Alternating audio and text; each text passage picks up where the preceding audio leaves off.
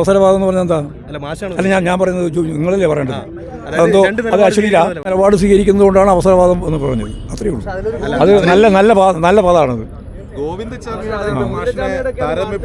അത് അവരുടെ സംസ്കാരവുമായിട്ട് ബന്ധപ്പെട്ട രീതിയിലുള്ള പ്രയോഗത്തെ ഞാൻ എൻ്റെ സംസ്കാരത്തിൻ്റെ അടിസ്ഥാനത്തിൽ പ്രതിരോധിച്ച് വിശദീകരണം നടത്താൻ ഉദ്ദേശിക്കുന്നില്ല. അത്ര മതി.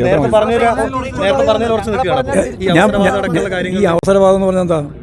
അല്ല, ഞാൻ പറയുന്നത് നിങ്ങളല്ലേ പറയേണ്ടത്. അതെന്തോ അത് അശ്ലീല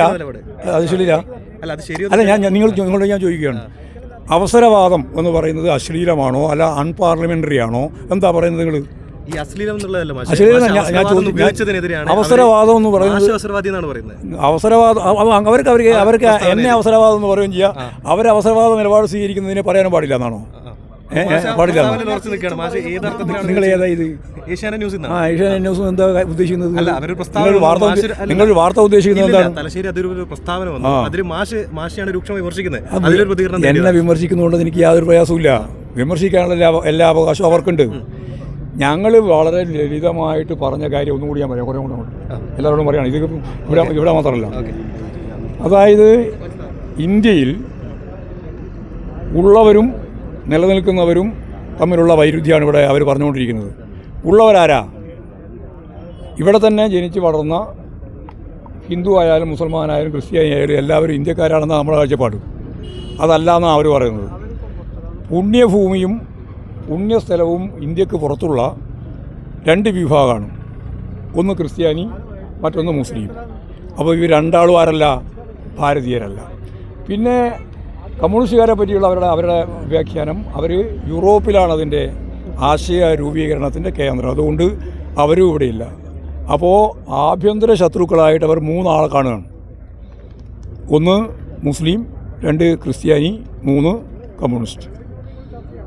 ഈ മൂന്നാളും ഇന്ത്യ വിടണം, അല്ലെങ്കിൽ ഇന്ത്യയിൽ ഉണ്ടാവാൻ പാടില്ല എന്നാണ് അവരുടെ അഭിപ്രായം.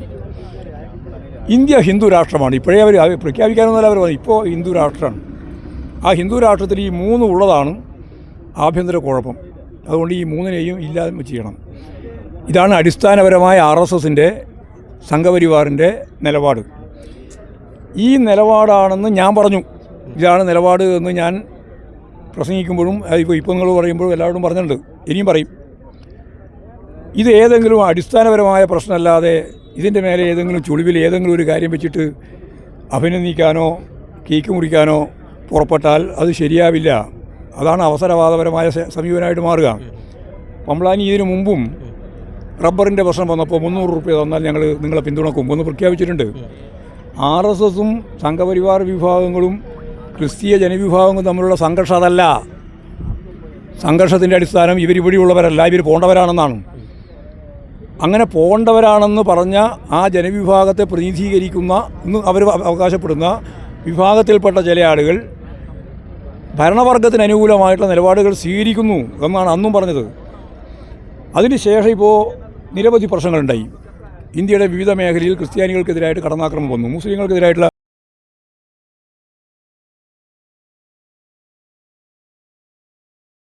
ഇമ്മാനുവൽ സിൽക്ക് ഷോറൂമുകളിൽ സമ്മാന പെരുമഴയുമായി ഇമ്മാനുവൽ ഓണം പൊന്നോണം.